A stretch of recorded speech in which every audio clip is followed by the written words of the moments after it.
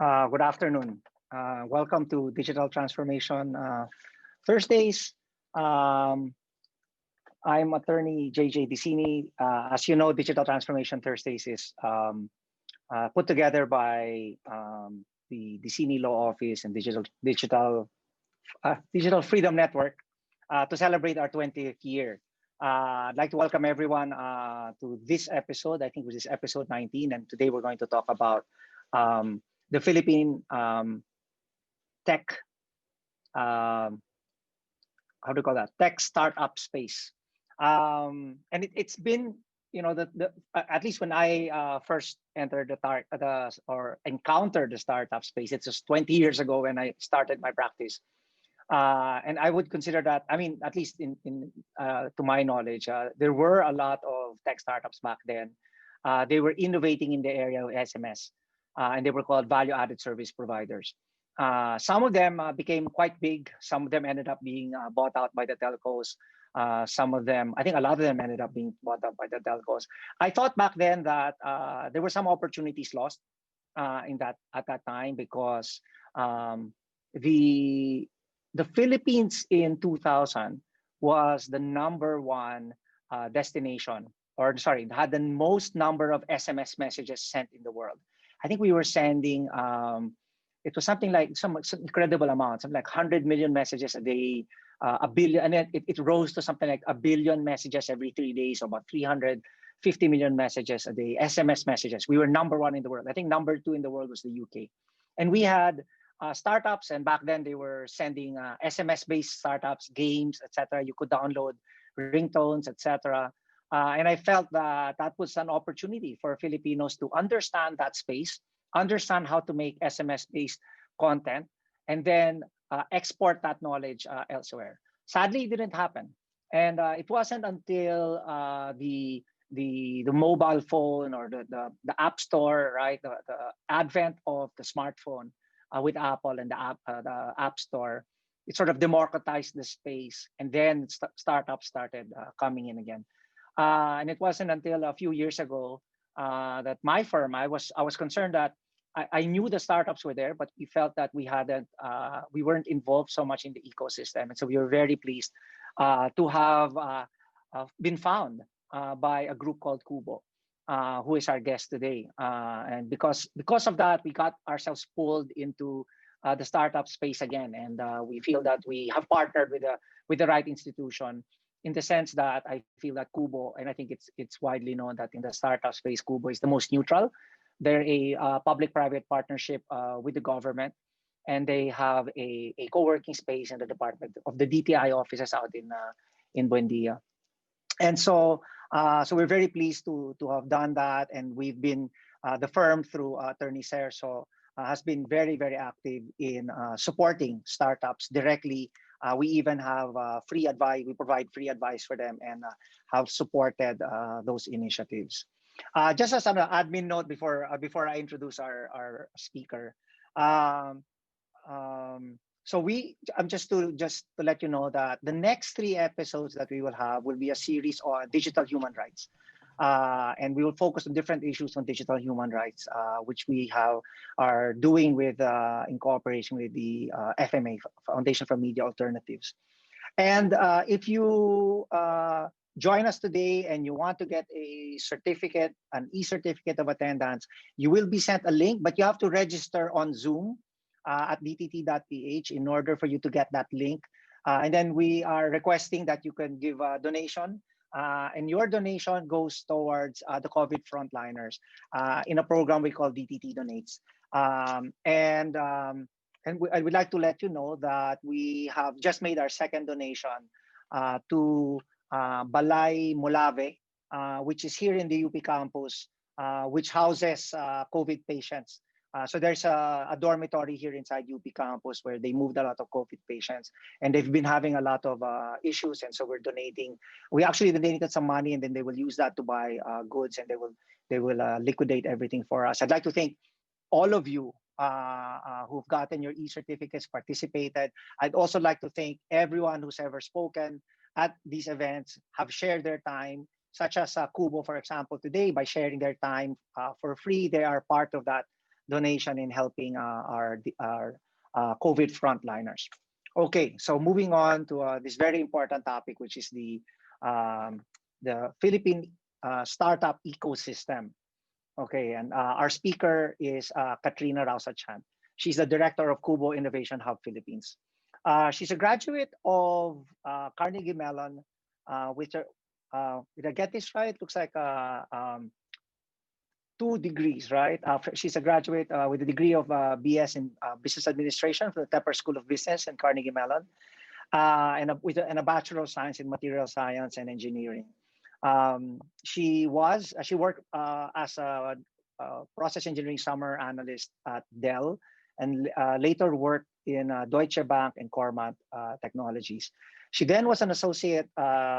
She was working abroad. She returned to the Philippines, and she was an associate director for Idea Space Foundation, and still is. And she is now currently the director of Kubo Innovation Hub Philippines. So I'd like to welcome Kat. If you can join us. There she is. Thanks, Attorney JJ. And thank you, everyone. Thanks for having me here for Digital Transformation Thursdays. It's really a pleasure for Kubo to be here today. Okay. Yeah. So I think you need to share your screen, then you can kick this off. Let me do that. And is it looking good? Can everyone see my screen? I hope everyone can see my screen. Are we good? Yeah. Awesome. Looks good. Great. So yeah, everyone. Today I'm going to be talking about basically discovering the Filipino tech startup ecosystem for a Digital Transformation Thursday. I hope this is going to be like sort of a fun talk for everyone, not too serious, but like just to give you a lay of the land, right? I'm going to first talk about Kubo and what it is. I'll also be walking, the bulk of my talk is really like the 5 reasons we believe you should care about the Philippine tech startup space. And I guess I want to close out by also, in addition to doing like a Q&A with you guys, understand, like helping you understand how you can participate and be involved in the tech startup ecosystem. So, as introduced by Attorney JJ, I'm Kat Chan. And basically today I'm going to be your Sherpa, especially for the uninitiated to the tech startup landscape here in the Philippines. I'm actually also going to be joined by the cuties. So that's what we call ourselves.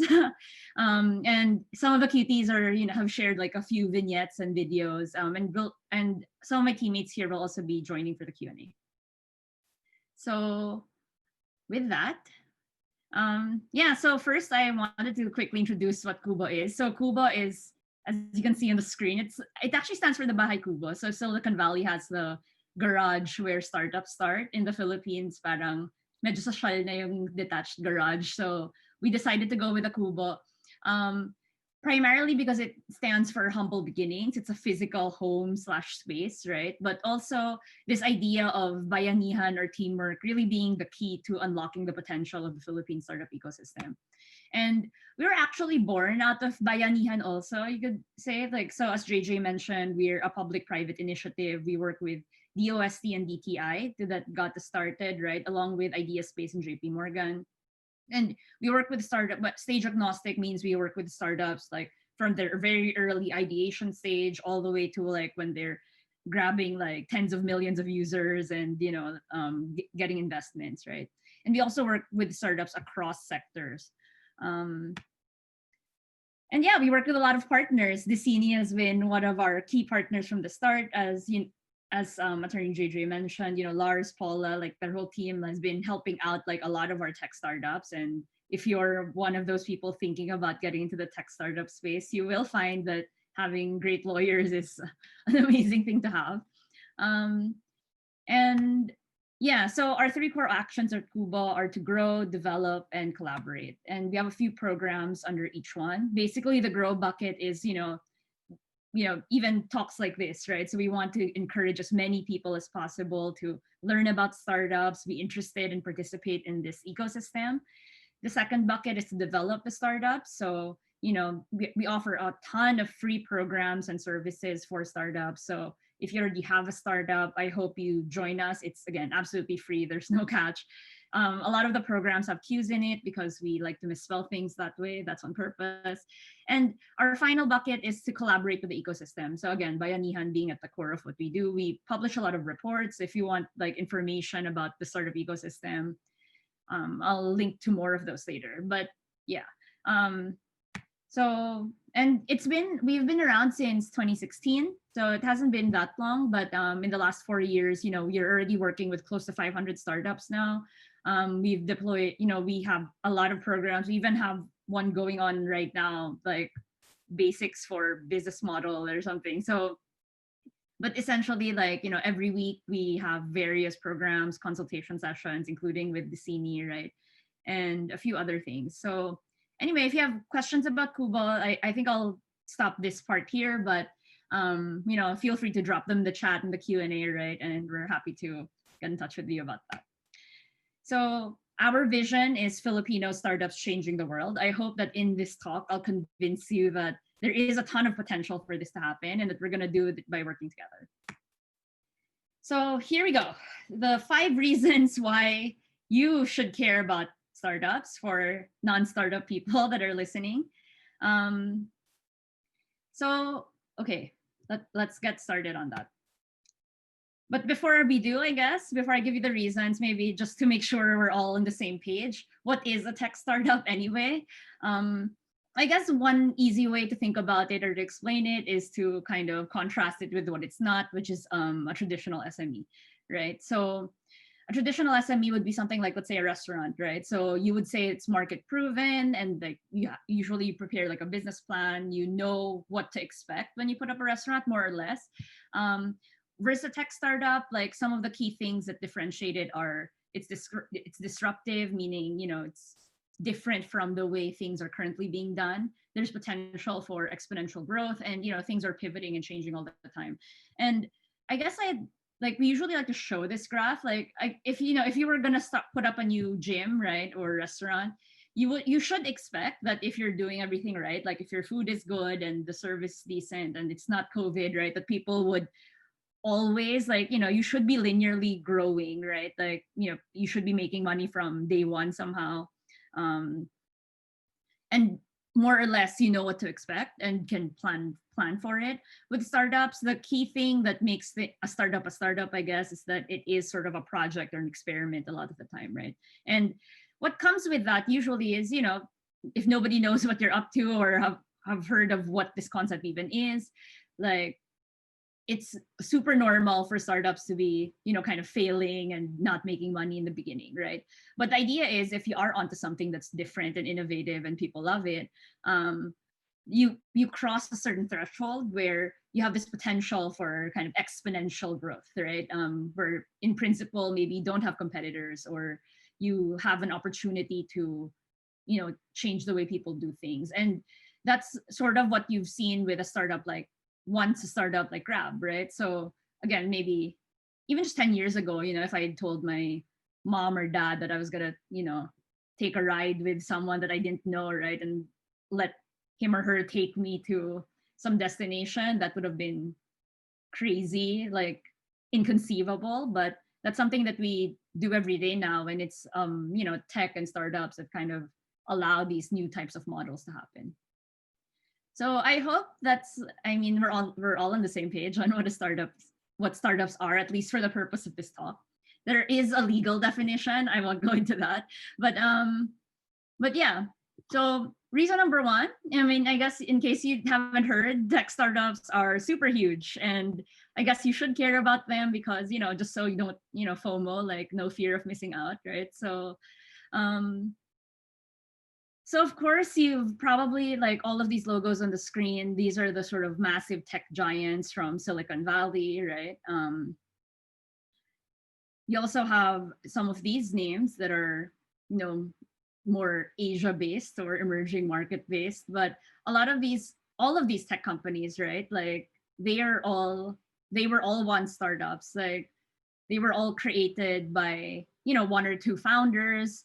These aren't sort of inherited companies that have existed for hundreds of years, right? Like, and yet today they dominate the landscape, right? So again, just looking back 10 years ago, there was one tech company in the world's largest market cap companies, right? Now today, 7 of those 10 are all tech companies or tech startups, one startups, right? So it's inevitable in terms of how it's changing our world. And, this is, it's important to kind of know about it. In Southeast Asia alone, the sort of the tech startup world has already exceeded $100 billion in value, and that's only expected to grow. Like it's still on that upward trajectory. It's nowhere near flattening out. And this is creating real value in the economy, right? So Gojek is kind of like the sort of Angkas/Grab of Indonesia. In a couple of years ago, it contributed $3 billion to Indonesia's economy, like millions of jobs already created there, right, by this one company. So, and I guess there are already 9 Asian unicorns. I think this has actually grown, but essentially, every year we're adding to this list of a unicorn is $1 billion company, right? So, and every year, like the region is adding more of these. So yes, it's important. And I guess you might have heard about this like industry 4.0 thing, right? So it's a fundamental change in, or paradigm shifts that have come in every, once a generation, right? And they say we're currently in the 4th industrial revolution or some, I think that's the term. And again, our belief is that these companies are being created today. I mean, some of them already exist and some of them are just being created, right? And these aren't going to be inherited companies. So that's reason number 1. It's huge. Don't be FOMO. But I guess the second reason that you should care about startups is because startups are already here. So this isn't just a phenomenon that's sort of abstractly happening in Silicon Valley or in China. The Philippines has a ton of tech startup activity and it's growing every day. So I think a lot of everyone that's watching, we're all zooming here in this for this talk, right? We're consuming like a lot of tech products now, and some of the sectors on the screen are the biggest. I mean, travel and tourism was a big one that's been sort of hit hard by COVID, right? But in most of these other things, like, e-commerce definitely blown up, and fintech also, right? And sort of reaching the unbanked and alternative payments. So this is all very much part of our current reality. But I guess what you might not know is that the Philippines is also creating a lot of startups, right? So we're not just consuming technology, but we're also making it here. And there are a few reasons why, investors and the world are pretty excited about the Filipino tech startup ecosystem.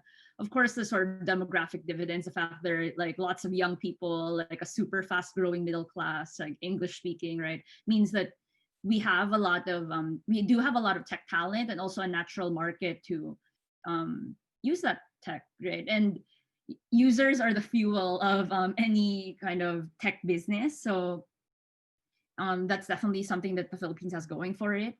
We also have pretty low, costs and barriers to entry relative to a lot of countries of a similar sort of size and kind of power, right? And I like to say it's more fun in the Philippines. So that's why it's also more fun to start a startup in the Philippines, I'd like to think.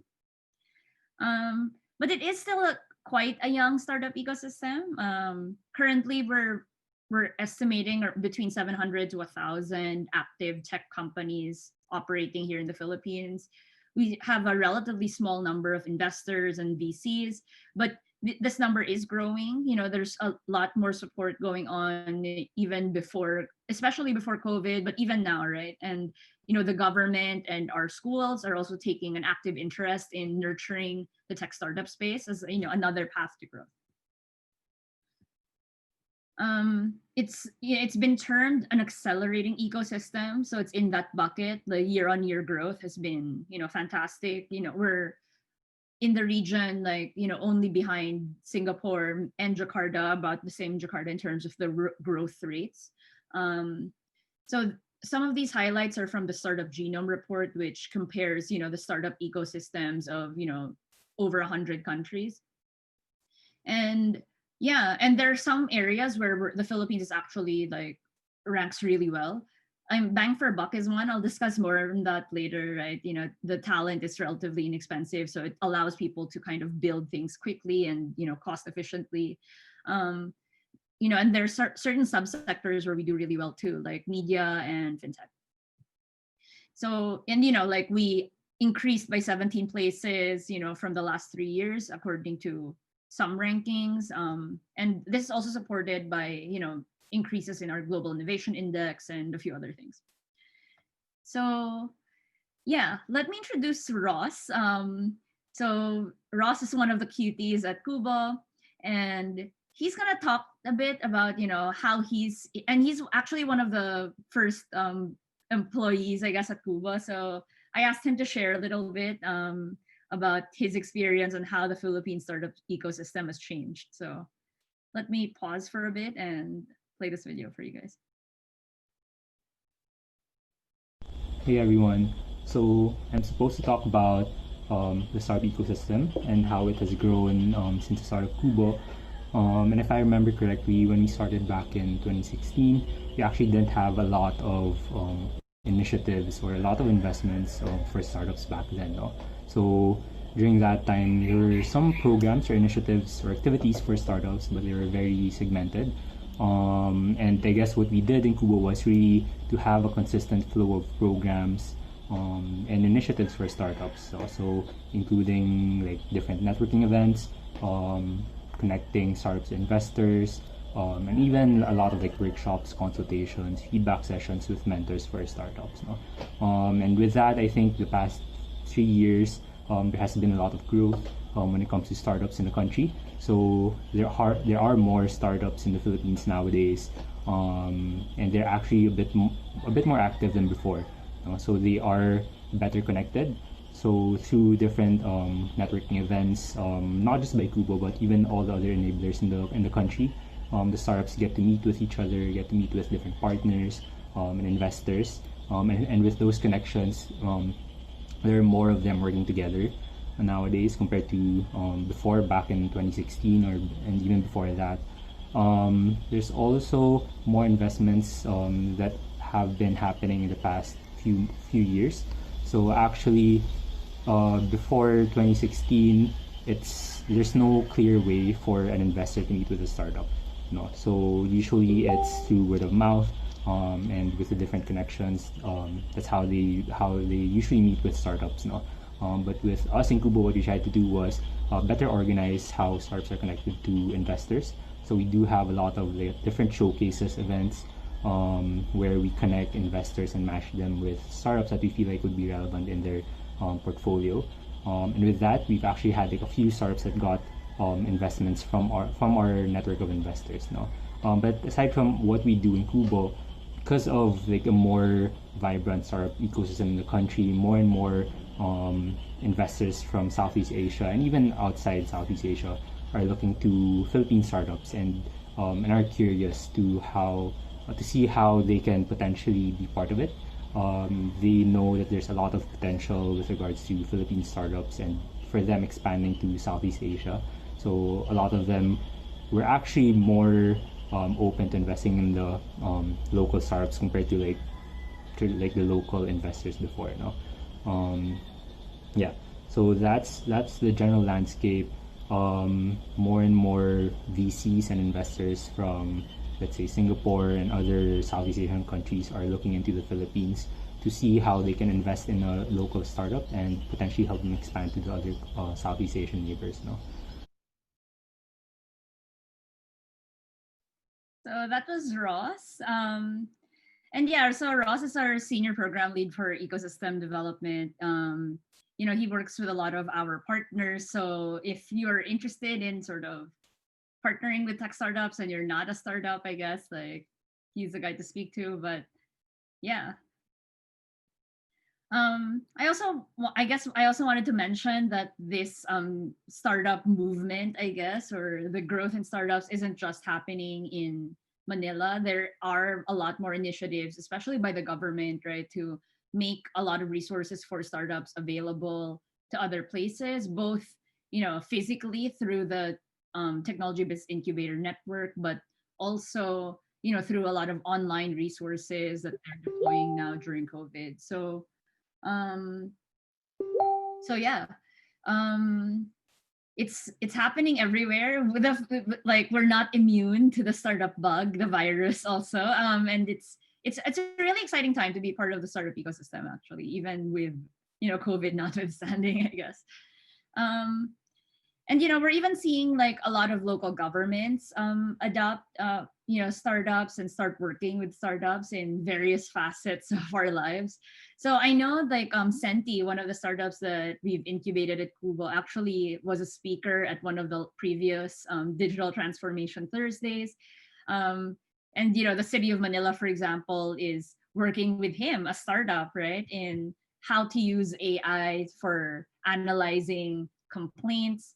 I read an article this morning that I think Intramuros has like the second fastest internet speed in the Philippines or something. So I don't know if platforms like this have helped inform some of those good choices. But anyway, it's happening everywhere, and it's touching different parts of our lives even now. So the second person I wanted to introduce from our ecosystem development team is Dave. Dave's actually here in person, but he also shared some remarks over video. And Dave's awesome because he's also worked at incubators, in Danao. He's done a ton of work, like, being active as a community organizer in the startup ecosystem. And I asked him to share a little bit about what he's seeing in terms of sort of grassroots startup development around the country. So here's Dave.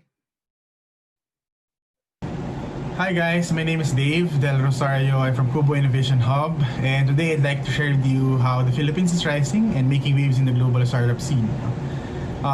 Way back 2005 to 2010 maybe, there are only few startup founders, few enablers and champions in the industry, and heck, we don't even know what startup is all about.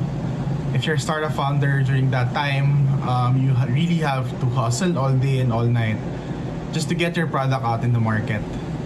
You also have to attend every startup activities and events happening in the city, just so you can find your partners, your co-founders, and future investors that would help you build your product or your startup. In short, life was hard for startup founders during that time. But fast forward now, it's still hard, never became easy. But the whole community is behind you now. And when I say whole community, as in both the private and the public sector, supporting every Filipino startup founders in the country. And I think I'd like to mention the three agencies who have been really supportive in terms of strengthening the Philippine startup ecosystem.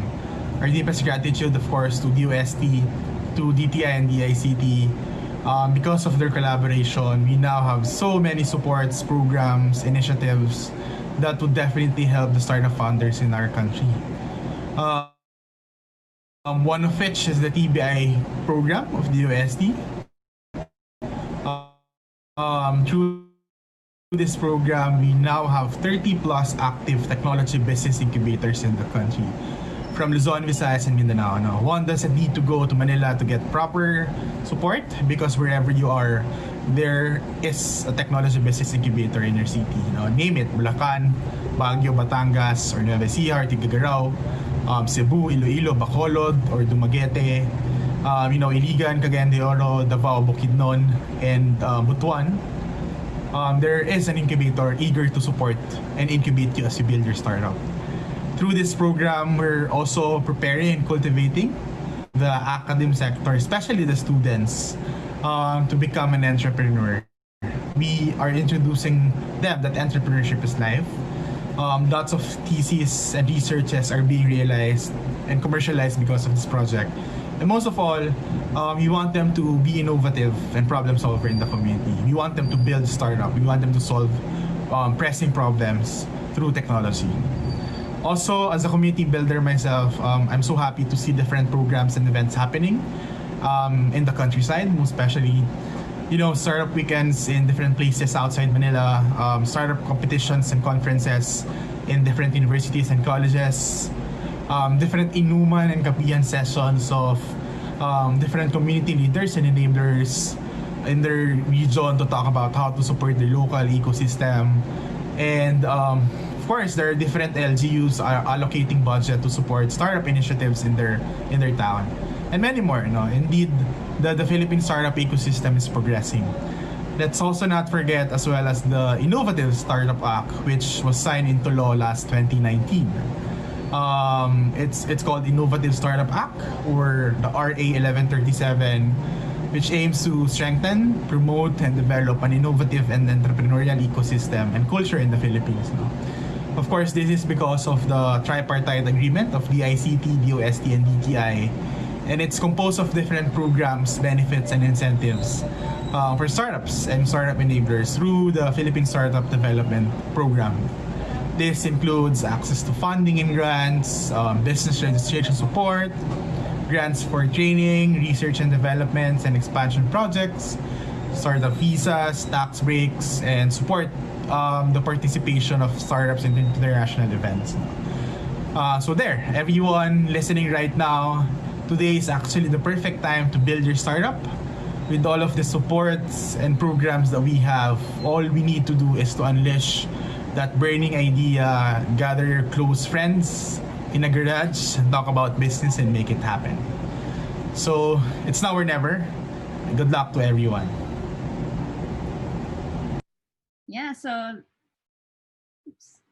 So that's Dave.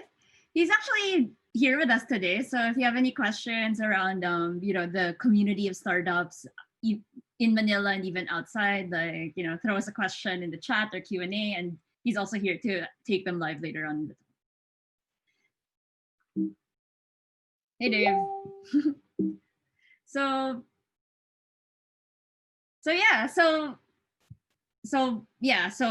just to recap, startups are huge everywhere. They're here in the Philippines. And the third reason you should care about startups is because they're probably literally making your lives easier right now, or they can be. And especially in this sort of COVID disrupted world, startups and tech and a lot of these things are, when you talk about digital transformation, it's happening right before our eyes, right? So in this part, I'm just going to talk to you about some of the startups that have been kind of rocking it, right? But actually, I've also asked another cutie, so Britt, who's also here, to share a bit about some of what she's seeing in terms of how startups are making our lives easier in various ways. So turning it over to Britt.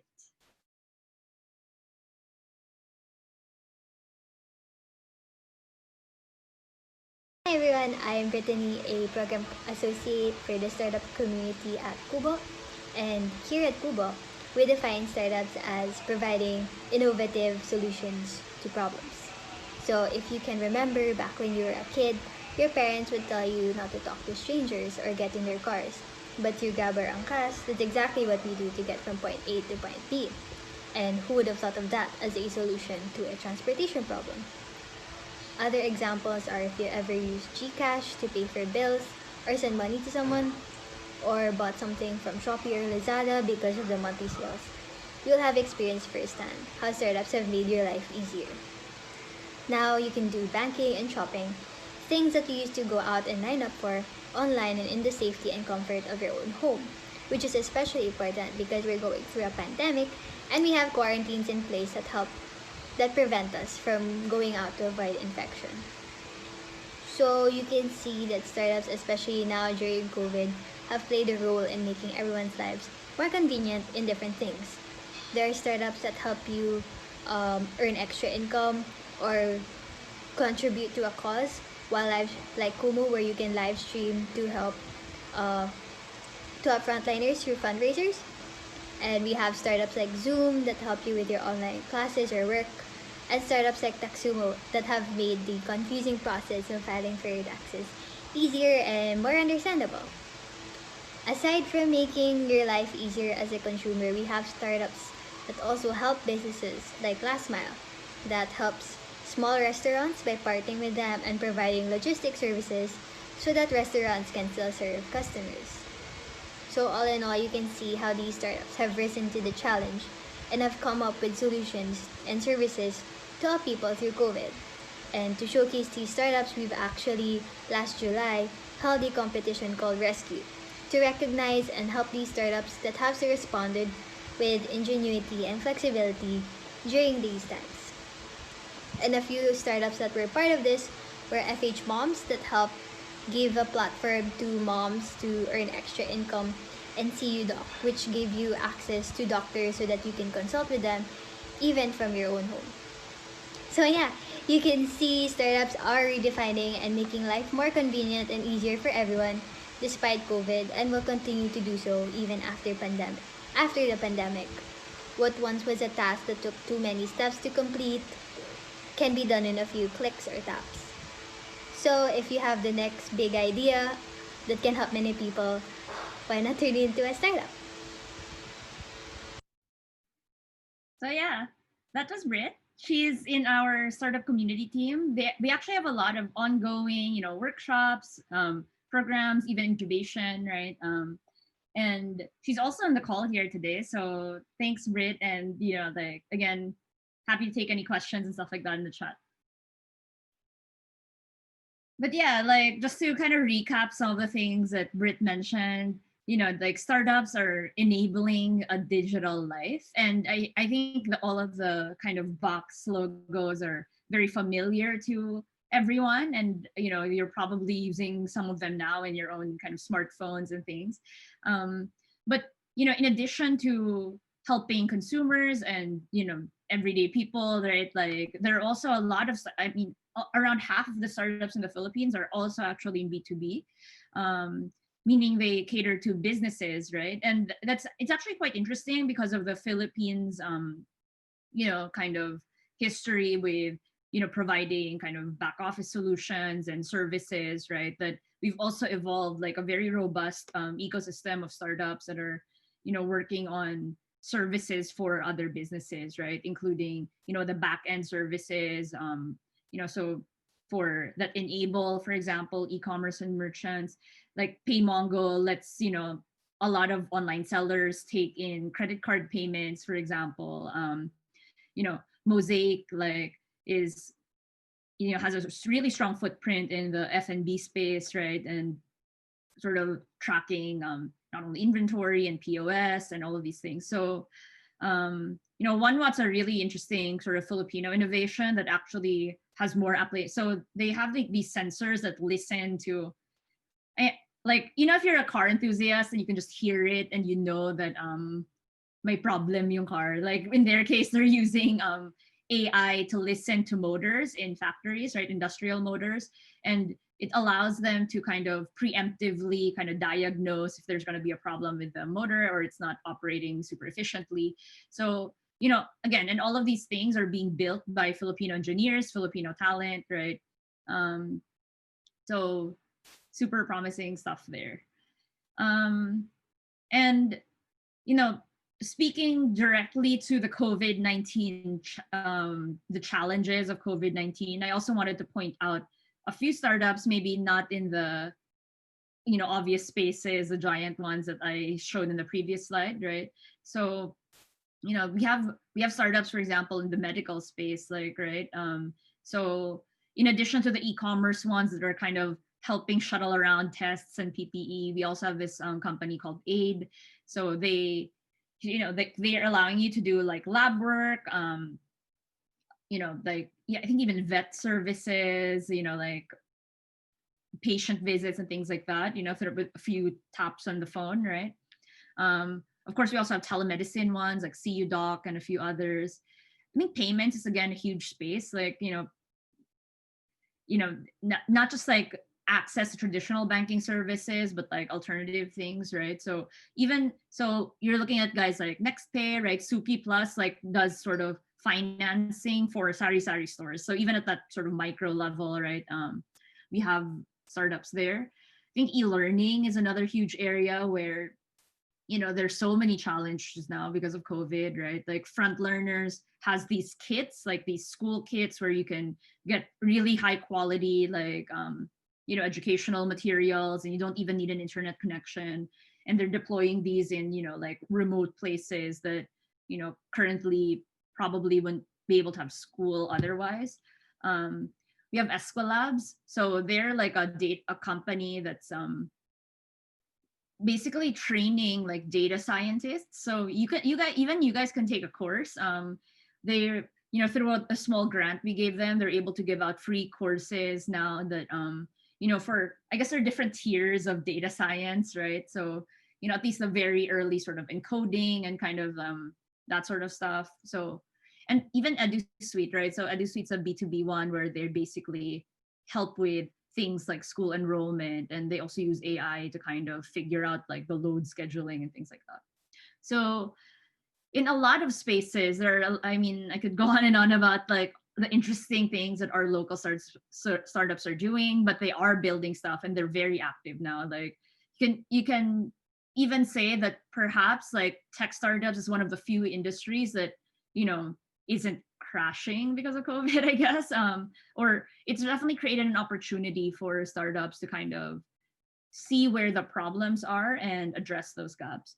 And then, of course, I don't want to forget the essential services, right? So, everything from groceries to kind of fixing the agriculture supply chain to getting mechanics and people to repair your things, like your appliances that you sorely need right now, right? So like I know there are a lot of logos on this slide, but there are also just as many startups that are building really like awesome solutions, quite frankly, to a lot of today's issues. And so I guess the next time you get a house cleaning appointment or get food delivered, think about I hope you patronize one of our local startups, right, that are building these things. They're doing really, really cool stuff. They probably don't have the same advertising budget as Grab does, right? But it's really worth giving some of these companies a try, and hopefully they'll make your life and your business a little bit easier in these times. So yeah, that's it for reason number 3. Reason number 4 that I think you guys should care about startups is, like there's this whole kind of mythology, or I guess ethos, around the culture of tech startups, and there are probably a few things that you can pick up from it, whether or not you are running a tech startup, right? So there are a few life and work lessons from the startup playbook. And, and I guess things to think about here are, again, how startups can, thinking like a startup could affect your company culture or even you as an individual, right? So I've again co-opted some of my teammates to kind of introduce this concept. And so now we have Carla and Danny from our startup community team who will talk a little bit about how startups are disrupting culture and why startups are, different in that sense. So yeah, I'll let them take from here. Thanks, Kat, for including us in the talk. And thank you for Decini for featuring Kubo in Digital Transformation Thursday. I'm Carla. I'm also part of the Kubo team. We're part of the startup community group. And with me is... Hi, everyone. My name is Danny, and I'm the program associate for the startup community at Kubo. I think do you need tissue here? Oh, thanks, Carla. I actually do. All right. So I wanted to add a few points to what Kat has covered in startups figuring out their own way of doing a fresh take on company values and company dynamics now. And a few examples have been given, but we also observe some of these things in the local startup context. And one point on that is that startup teams usually give high regard for individual contribution, and it's really contribution and output driven more than time and tenure driven. And we've talked to a few founders when they're building their team or putting their team together, and they usually look for people who can contribute concretely versus your resume and how long you've been in an industry, or even how long you are willing to put into a company. It's really what you can contribute concretely to get to where the company wants to go, or to contribute to the company success. And this gives an open playing field between newcomers or newer players in the tech field, and that gives them more opportunity to work alongside and hand in hand with industry experts that have a longer experience in the community. Now, that's an open stage for all to be working together in a new project. Next is being a lean company and being open to change, being flexible. Usually, the startups that we work with, they don't focus on one track of progress just because they are still figuring out their way along the business, and they don't really know where one meeting can bring them, one pitch session can bring them, and what their validation experiments will bring them. So what they're working on now might not be what they're working on the next month or the next quarter. And so all the startup founders and the startup team are always prepared to change as long as they're working towards a bigger goal or a bigger vision to provide that solution. And aligned to that, my third point really is the alignment in vision. And it takes a special group of people to commit their time and their skills to you and to your vision and to the potential of a business, especially if it's as risky as they're not assured salary or benefits in the next few months. So that's something special in startups, in that all the people that are working on an idea believes in the potential and works towards that common vision of the startup and the company. And so Danny also has a few things to add to startups changing culture. Okay, so as what Carla mentioned, startup culture, it's not just for techies, it's actually for everyone. So everyone can learn a thing or two by adopting the startup mindset. So the startup mindset, basically, it really does encourage you to be innovative and to push for progress. So having worked with several different people in the startup community, so Carla and I have worked with startup founders and community builders as well, and we've noticed that there are similarities in how they work. So these people are, well, they're risk takers, they're bold, and they love learning. So we've actually heard some startups mention that they're lifelong learners. So they create a sort of culture that really champions entrepreneurs and supports the whole startup community. You can apply the startup mode in any size of company. So whether you're a small company, you're a big company, or you're an entrepreneur, or you're from the private sector, the mindset of a startup or the startup culture can actually really help you succeed and create a difference. So mentioning with that, actually, since the mindset is for everyone, then you can tell that everybody actually does have a role in the community. So every entity in the startup community has a important role to play. So everyone really collaborates with everyone else in the community to create a to get something positive back from each other. So entrepreneurs and startup founders are actually the heart of the whole startup community. So of course, they're the whole reason why this community exists. For startups, being able to join the startup community can actually contribute to the success that they have. And communities really do help entrepreneurs create opportunities in many ways for the startup founders and the startups too. And then organizations such as accelerators, incubators, venture capitals, universities, the government, these are all organizations that play a key part in the community because they help bring together all of these startups. They create programs that support these entrepreneurs and startup founders.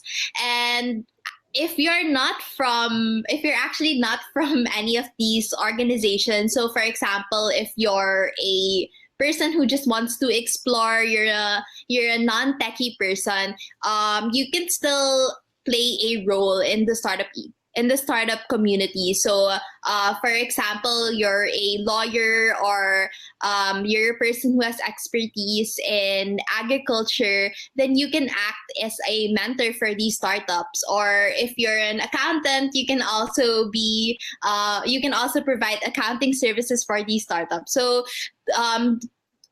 as well as for example, you're actually just you're a customer of one of the startups, and you can actually provide them with crucial feedback that they need for their startup. So again, whatever background you come from, you can still have a key role to play in the startup community.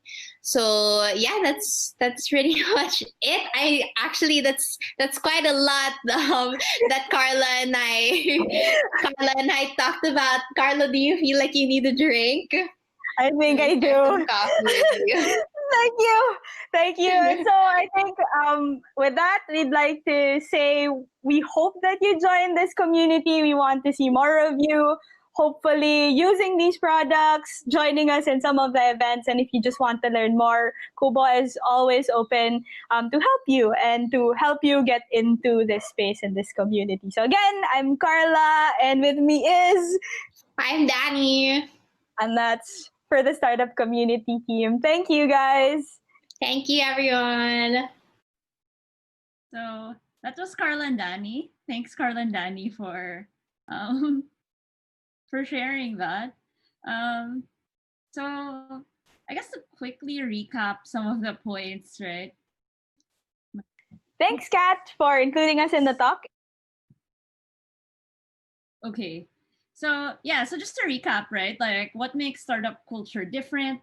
Well, I guess the first thing they mentioned is startups are famous for being sort of quick to adapt to changes. And I think that's a mindset that we all really need to have now, right? Like we can't predict what's going on. We can't build the 5-year business plan, right? So with startups, like they pivot, they switch things up like as the moment needs it, right? Or as the problems evolve. And I have 2 quick stories about that. So on the left, it's a bit cut off, but basically like there's this founder, her name's Abby. She's not particularly a techie, but she's really into fashion, and they used to deliver style boxes, like every month you'll get your clothes picked out for you if you're a guy that's too lazy to come up with your own outfits, right? Or you just want something new. So they had this company called Style Genie, and basically like when COVID hit, right, like they were able to kind of translate that expertise in supply chain, right? And now they're like delivering grocery boxes and meal boxes and other essential stuff. So same genies, right? But from style to commodities. And then and another very similar story, right, is Mad Travel. So as the name implies, right, it's a voluntourism startup, right? And their core mission as a social enterprise was really to help out communities,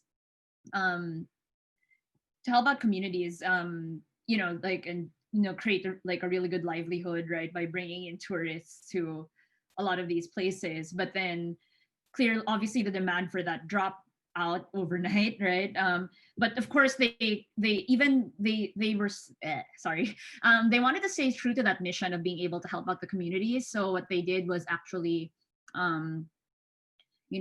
get like a lot of these products that were being made in the communities. So like honey, like really good like organic vegetables and things like that, and they would package them, they would do good designs, and now they're like delivering them to various places. So they're still achieving that mission, they're still kind of keeping their company going, right? But now it's a completely different model, but that doesn't stop them from creating an impact, right? So this is a great mindset for people to have, especially now, right? And it's something that I hope we think about as we do startups, right? And I guess again, as I mentioned earlier, startups is probably one of the few industries where there's still some hope / growth, especially in some of these sectors that I mentioned earlier, right? So at least a fifth of our startups, when we did the survey with PwC, reported that COVID's in a way actually positively impacting their businesses. Like people are more willing to give things a try in some areas, right? Or have been forced to. But I think the really interesting number is this sort of 49%, like at least half of the startups, and this was in the beginning of the pandemic. I think we did the survey like in April, said that they were already, even at that time, like offering a new product or service. So this mindset of being able to quickly pivot or try something new, right? It's not easy, of course, to do this, but just something we might be able to learn from our tech companies. And I guess a few quotes, right? But on the screen right now. But I talked about the first one, right? Embracing the pivot, the shift, right? And I guess having that culture of being okay with failing. In the startup world, we say it's not a failure, it's a pivot, right? So you're constantly experimenting. You don't expect that you'll get it right the first time, but it's that process of experimentation that's really important. It's about risk taking, of course, smart risk taking and listening to your customers, but being willing to try something new and to test it out, right, is also really important. And that one is from Jeff Bezos, richest guy in the world, right? There's also this sort of dreaming big, right? Like having audacity and like kind of thinking bigger, instead of having one restaurant or one store, how can I kind of scale this up so that I have 50,000 restaurants, right? Airbnb was probably the classic example of this. Like they never built a single building, but they were the world's largest hotel chain, right? So thinking about how an idea can be scalable at the get-go is really important. And at the same time, also being lean and skinny. I think the common feature with all startups is they all start somewhere, right? And typically they don't start with a big office and hiring, hundreds, thousands of employees. Like it's really an idea, it's your sweat, it's your testing things out and then scaling that out, right? And sometimes that does involve doing things that don't scale in the beginning, but yeah, it's pretty important. And I guess in terms of working for a startup, of course, they're like, I think, the tech industry pays really well now, and it's kind of the Wall Street or the consulting of 20 years ago. But I guess my message here is, if you're a parent, let's say, and your kid wants to get into work at a startup, it's not necessarily a bad thing. They didn't fail in life and waste their university degrees, right? Working for startups can be really cool. I hear this a lot, like, starting a startup or working for a startup is, the equivalent of getting an MBA, right? Like you get exposed to a lot of different roles at the very, even, especially at the early stages. You kind of, you learn like a lot of leadership skills, and it's also a really fun community to be a part of. It's not super glamorous. You don't get like the nap pods and things like that in most local startups that there are to work for, but it is great exposure. And it's something that you can learn from, right? Like, and that you can bring with you in other aspects of your life. So, keep an open mind to it. It's really cool. And I guess one other thing I wanted to address when talking about startup culture, right, is that there's this perception that, you're like, like startup founders all look like Mark Zuckerberg or something, right? Or Jack Ma, like it's like some solo guy in a hoodie.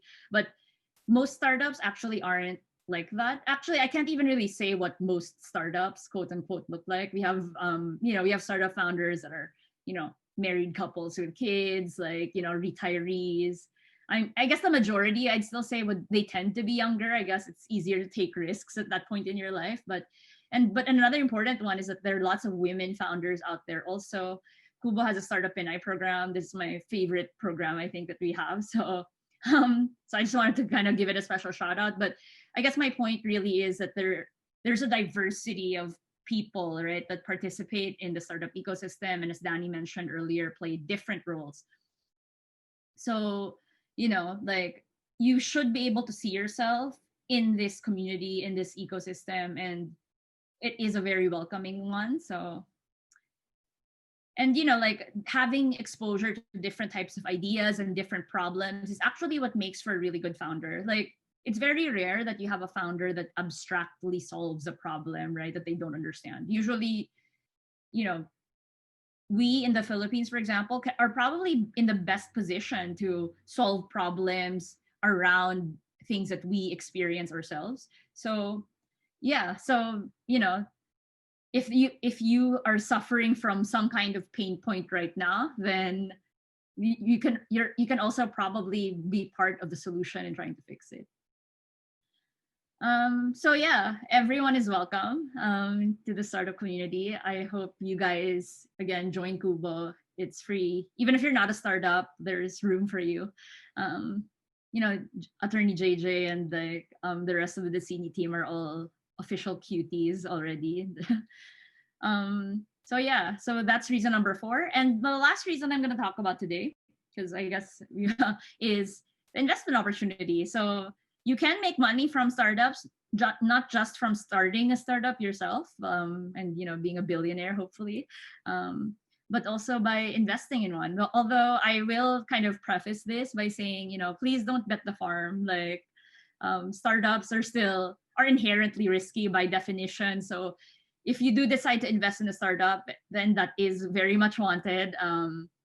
You know, it should be money that you're willing to, you know, like it's okay if you don't make it back, but there's also a chance that, you know, make a lot. And in 2019, so it's a bit, you know, the current data is a bit, you know, difficult to track down, right? But I have a few stories from 2019 just to show you guys that it has been picking up, right? You know, coins.ph, one of the earlier, you know, startup companies, was acquired by Gojek for 72 million US dollars. That's one of the larger acquisitions of, you know, local tech companies. Kumu, one of our incubatees, they actually closed like another round after this already in 2020. But I'm not sure if you're familiar with them, but they do like, it's too Gen Z even for me, but it's like, you know, some combination of like e-commerce and games and like all sorts of fun stuff all through live streaming. And, you know, they've gotten both traditional and startup investors on board, right? So they're working with guys now like ABS-CBN and like the Gokongwei Group and things like that. So, and yeah, I like recently they were like the #1, you know, app downloaded in the Filipino app store. Like they're beating like Facebook and Google and all of these like giant apps, right? And this is Filipino made. So something that we're really, really proud of. I mentioned PayMongo earlier, like again, credit card payments, business is exploding, right? And they've also gotten some funding. We've got things in e-commerce, great deals, right? They're behind a lot of the things that you can buy even in the big app stores. Like it's not a household name brand, but a lot of the things that you're buying there actually go through things like great deals, right? Multisys also got like a $2 billion 2 billion peso investment from PLDT. Yeah, so like again, and MedCheck, right? So this is so they're doing like pretty cool stuff around, you know, using AI for clinical trial information and things like that. So they were able to raise money too. So it is picking up, like, so, and obviously if you were an early investor in any of these companies, you would have made a pretty hefty return. You know, nothing you could see like in your time deposit or even in blue chip stocks in the PSE, right? So super interesting stuff. But again, I need to kind of say this frequently. 9 out of 10 startups fail. So most startup ideas will fail. Like, I mean, hopefully they would have failed, you know, before like, you know, too much money was lost. Like there are some epic fails that you might have heard about, like WeWork, right? But generally, like, you know, but yeah, so while there is a huge opportunity to make a return on startups, you know, like again, if they hit that inflection point, you know, they're unstoppable, but a lot of them do die in the valley of death thing, right? Like that. So yeah, so please be mindful of that. But yeah, and I guess you could do a whole talk on the tech startup equity financing cycle. I'll quickly go through it, right? I mean, I think for most people here, like, you know, you would be the FNF, the friends and family, right? So again, support your pamangkin or your kid with a dream of starting something. You usually don't need a lot of money just to get started, right? It's here where the kind of serious investor money comes in, and there's a whole kind of cycle to that. But as I've been mentioning, right, this valley of death is very real. But the whole point of, you know, funding tech startups is, again, they don't, to be able to properly experiment or try something completely new out, you do need a bit of money to get started. If you're looking at a space that's very competitive, right, you know, like if you're competing against like a Facebook or a Lazada or something like that, right, like they usually have raised a ton of money. But yeah, I will save this for another talk. Unless you're really interested in this, in which case I can take some questions about it. But essentially, I do want to say that, you know, in the same way that there's no cookie cutter startup founder, there's also no cookie cutter investor. Like, you can invest in a tech startup, but again, plug lawyers or your friend, like, do get good advice. Like, you know, I mean, Kubo is also here, right, to kind of help you navigate the space. But most startups don't need that much money to get started. And, you know, it is an interesting way to, you know, invest your, what, you know, extra capital you might have, right, into something that's meaningful and growing, and, you know, taking part in this ecosystem in that way. I mean, a majority of startups actually, you know, start through, if not personal funds, you know, family funds, right, or their friends, grants, and these kinds of other non-traditional sources. But I guess one thing is, you know, startups prefer to tap investors. Like, I guess you could think of it as like, it's really nearly impossible for startups to get a loan from a bank or something like that, right? Like, in the beginning, what you have is what, maybe like a cool idea and like a few lines of code, or, you know, a prototype of something. So yeah, so startups will typically prefer kind of equity structured deals versus you know, getting into debt. And I guess I want to give one example of this. So this company is called Quickwire. They were, you know, they've pivoted a few times actually, but, you know, the idea was, you know, cross-border billing and payments, and then they focused on now like sort of property payments and things like that, right, and remittances from abroad. They've had so the photo below is like this. I mean, this photo makes them look really fancy, but they're nice people. Like, it's the Manila Angels Investors Network. So an angel investor is, you know, basically a person investing their own money into tech startups. Like, again, you could be one if you'd like. And, you know, the thing with working with angel invest, so now Quickwire has actually grown quite a bit from those early times when they were raising their seed funds and their angel funds. So they've recently closed like an institutional like Series A round. And they've grown a lot, but like there was a really big inflection point when they got like this angel money, right? And I guess angel investors don't just usually give money. They also provide other strategic value. So, you know, when this small company, right, at the time, like they were just like 5-6 people, you know, needed to raise another round. Like, they even had like, you know, some of the angel investors, they even had someone sit in as like the CFO for the company and help them like get their stuff sorted out. They gave a lot of good advice, help the company with connections, right? So if you do decide to start investing in startup companies, like it's an interesting way to have that type of relationship with founders, right? But the expectation is also that it's not just money you're giving, but like there are other things that sort of come along with it. And yeah, like by angel investing, you're investing in, you know, maybe some of the things that are going to revolutionize how we live, right? You get in on the ground floor and some really interesting ideas. You get to be part of their growth story. And there are different startups for different people, like, you know, depending on what interests you. Like, you know, maybe taxes and reg tech is really like, you know, what gets you excited, right? But we also have startups in, you know, in agriculture, like Cropitals, helping a lot of smallholder farmers access like, you know, fair interest loans. You know, Educacion is, you know, again, I mean, I think that's obvious from their name, but it's also a really cool startup, right?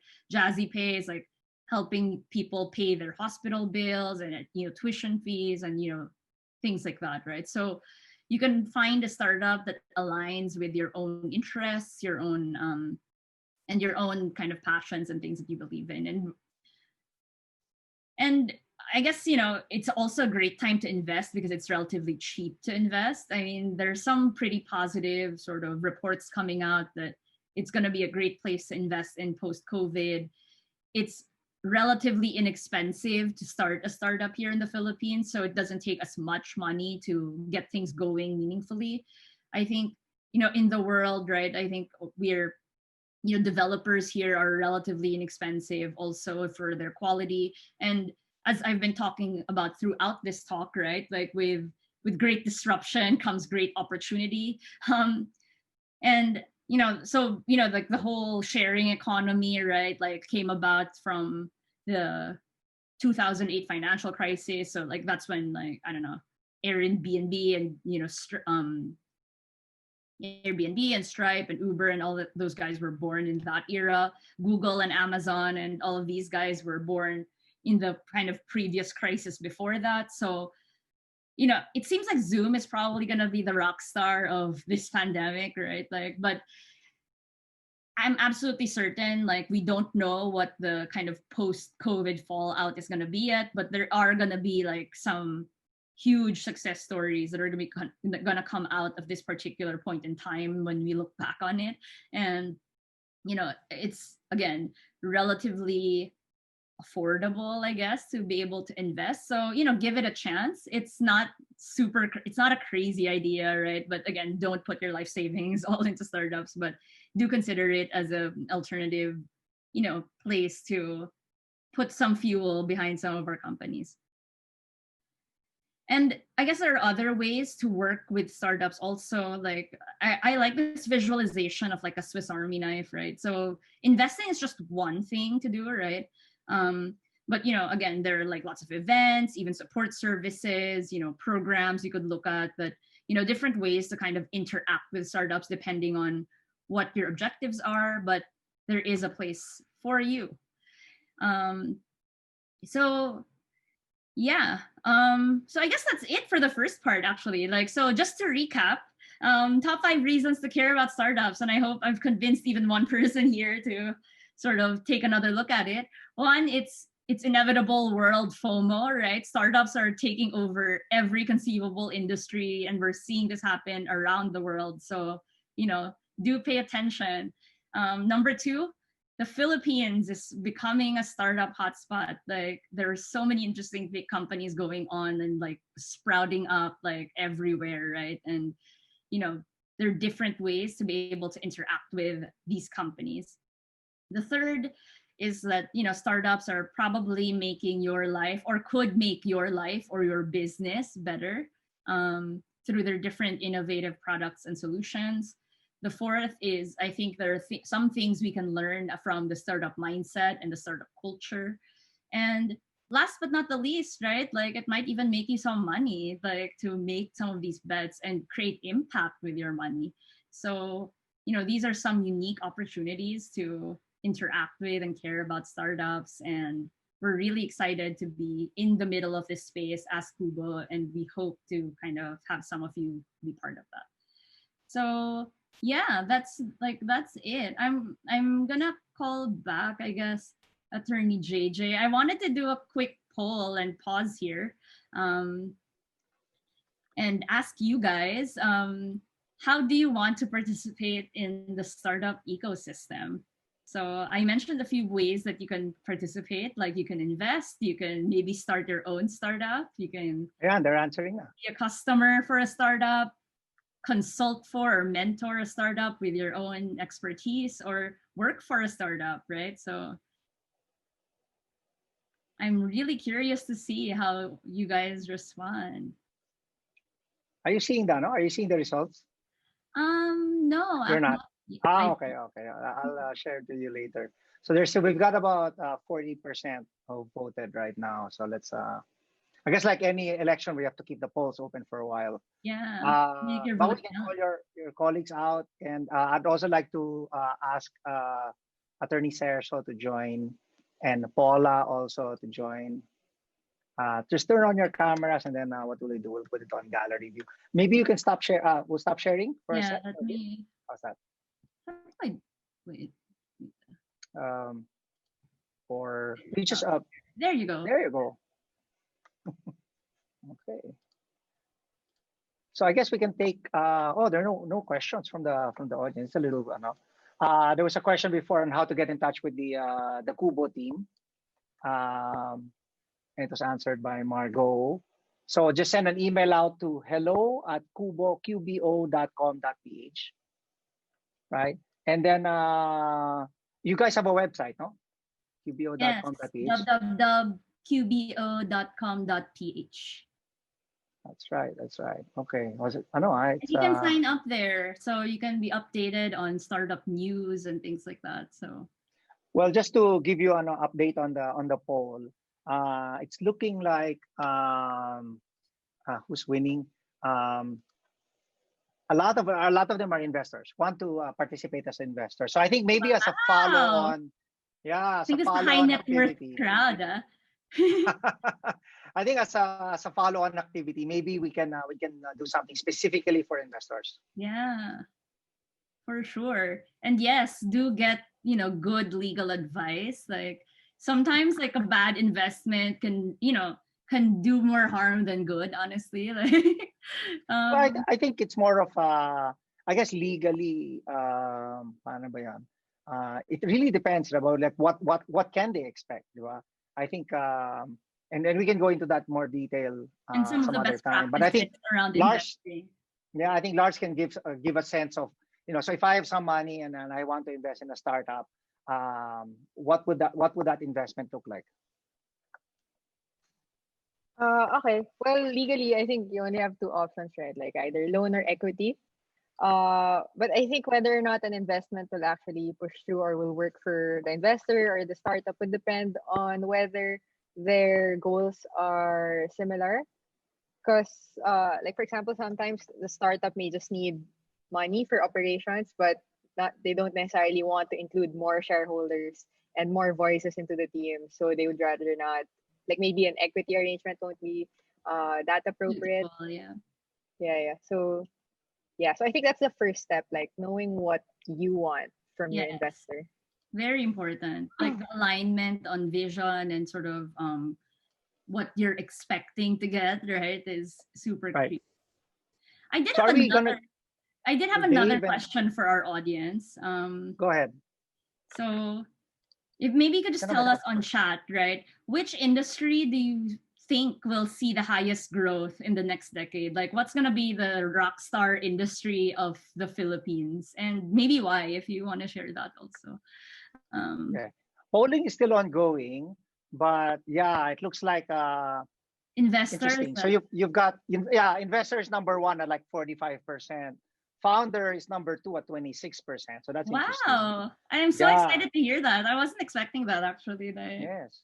Customers are 21%, and then 17% want to mentor. So that's great. Diba? So I guess we can give them us if you want to mentor startups. Yeah.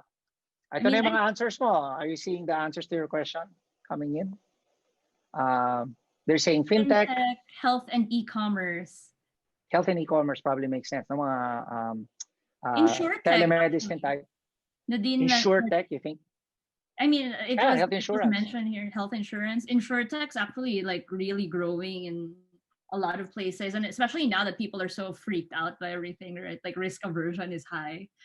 B2B e-commerce or B2C e-commerce, very true. Right.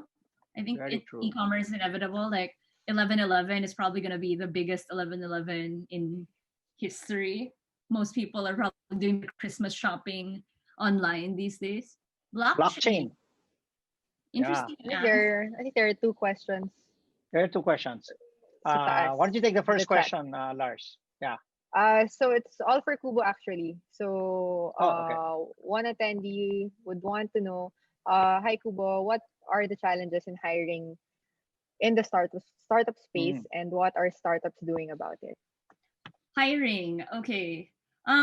Yeah, it's okay. I think the one thing is like, startups are competing for talent with everyone else, right? So like and usually like with the startups, like you want the best minds to be working in startups, right? And I think in the Philippine context, that's not necessarily a thing yet. Like it's not super cool to say I'm working a tech startup, right? So definitely the biggest challenge is for them to be attracting, like the top caliber talent that you need to be able to grow a business. So that's definitely one.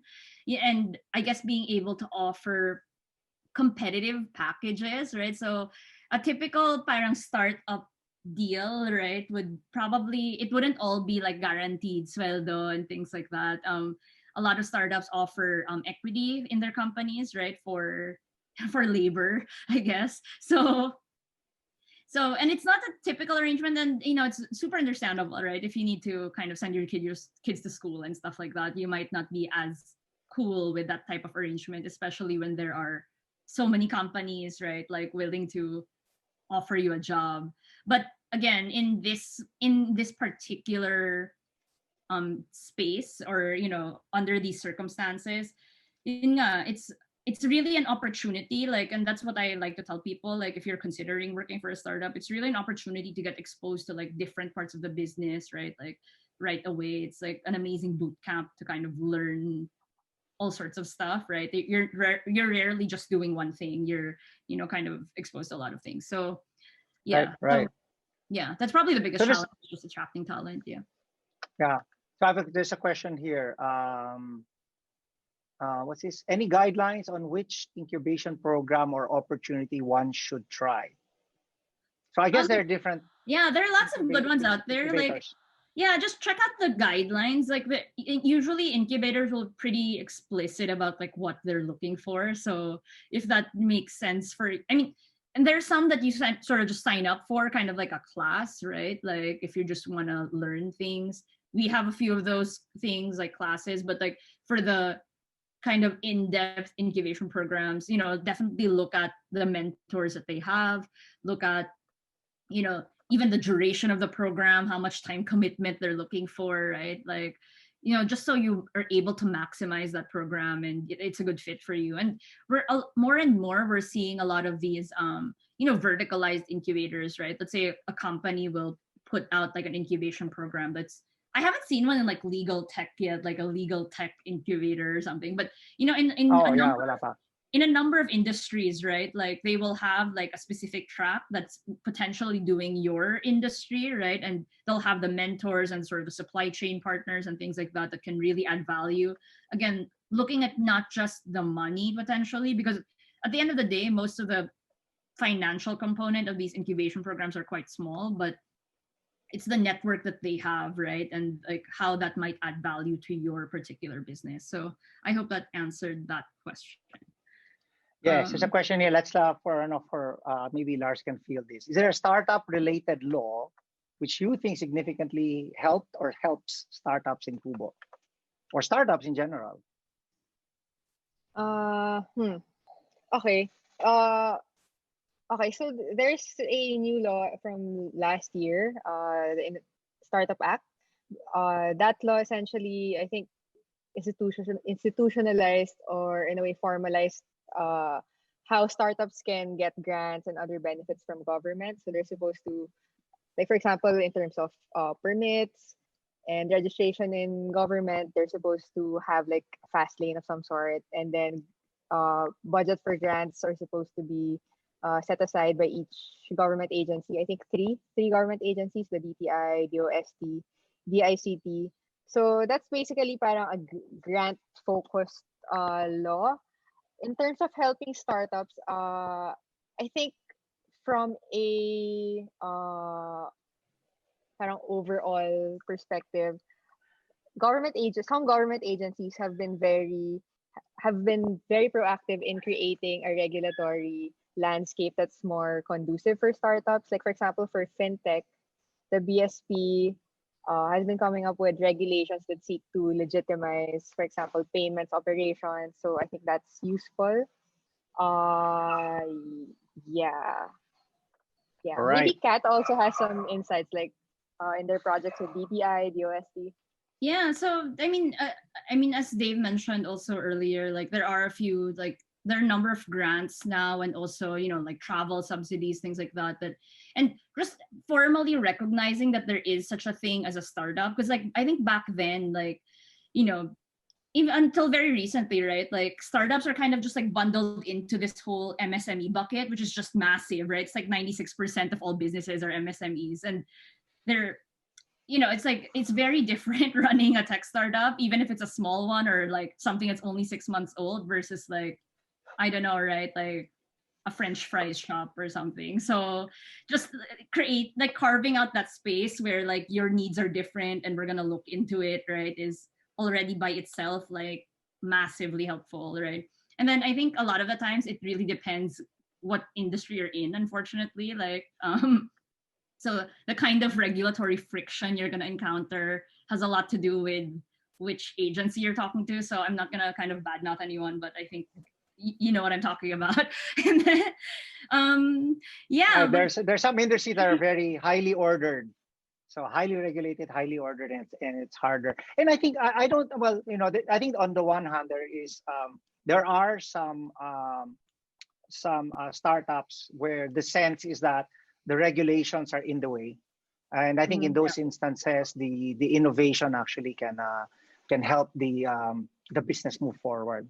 Wait, I'm gonna pause a bit here because I'm gonna do something I told everyone would do. I'm gonna do a shout out on the people so you get a sense of where everyone is coming from. Cool. Right. So I usually do this from north to south. So we have from Batak, Ilocos Norte. There's somebody from the Mariano Marcos Memorial Medical Center. We've got somebody watching from nagkamali na ako. San Fernando, Pampanga, Quezon City, Marikina, Pasig, Makati. Somebody from the Office of the Solicitor General watching out for us, watching with us. Taguig, BGC, Parañaque. Let's see, Olivares College from Parañaque City, Cavite, Dasmariñas, Cavite, Ecozone, Laguna. There's somebody watching from Laguna. He works for the House of Representatives ICT Committee. So maybe we'll reach out later maybe trying to see what laws they can propose. Calamba, we've got somebody from Catanduanes. And then finally now, we've had this regular watching from Masbate. And I thought it was a place because it says Debes Semskat, and apparently, and Lars finally looked it up. It stands for Dr. Emilio B. Espinosa Senior Memorial State College of Agriculture and Technology. And I have to do a shout out to them episodes. because right. So they're very mga loyal namin yan. Maraming salamat. Somebody was even from just right here in Quezon City, here in UP, I think. Daraga Albay. Yung Daraga Albay. Last week, I think they said from the foot of Mount Mayon, and we have somebody from Cebu as well. So welcome. So hindi tayo nakapag Luzon, Visayas, Mindanao. So pero hanggang umabot tayo hanggang Cebu. Actually, Kat, before sometimes we even have people from abroad coming in. But don't worry. I mean, we're gonna put up these videos on YouTube, and I'm sure there are a lot of prize for parang who came from the farthest, no? Oh, no. Actually, Batak. Wow, that's quite far. But welcome everyone, and thank you for welcome everyone. Thank you. So there's an interesting question here. Okay, so actually, gaganda ng questions. Do you think local startups can compete against existing successful companies? I think it's a very relevant question.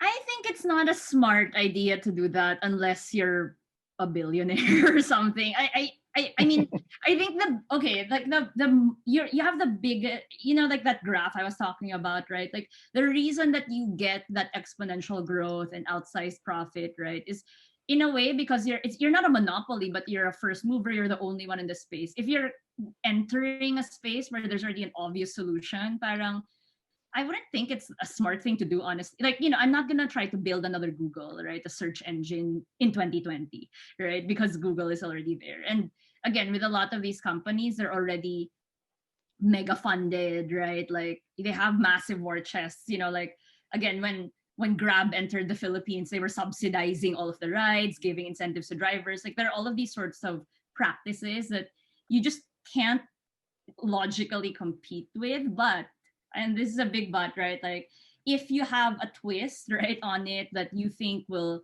make you more competitive in that space, there has to be that twist, right? Like then you can definitely give it a shot, right? Like I'm not saying there's no way you can compete. Again, looking at the Grab example, right?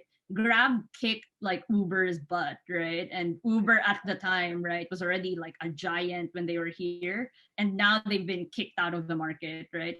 For various reasons, but a big part of it also is that the way Grab works, like kind of scratch the itch, right? Like in a different way for the Southeast Asian market. So well, let's not forget that Google was not the first search company. also Right? true. Back in the day, I remember one of the first web search engines I used was regularly was web crawler. You remember that?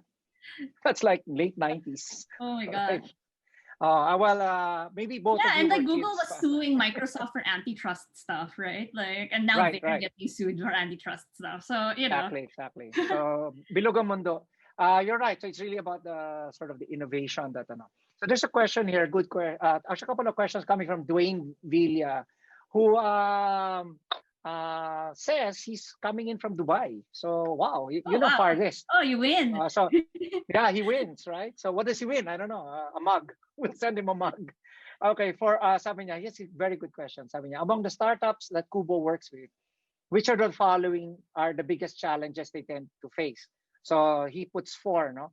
Funding, employment, market fit, or access to technology. So ano mo pinakamahirap? Funding? Is it hard for them to get money? Is it harder for them to get good people to work with them? Is it them, market fit? There. I guess he's talking about the ability of the startup to, or I guess if that's the entrepreneurial spirit, no? Or last is technology. Is technology a barrier? So That's an interesting question.